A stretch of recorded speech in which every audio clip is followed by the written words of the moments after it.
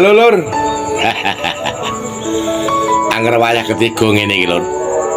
Baradus kok awakmu jek rasane atis. Iku preksa sakmu.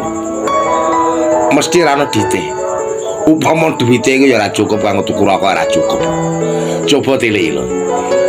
Kanggo pengeling-eling. Iki tenan nih. Angger rasane awakmu atis, iku preksa. Sak tiliki. Ora detail Lur. Tenan nih. Ya kaya apa aku. Arate sini iki mesti ra duit. Ora duit.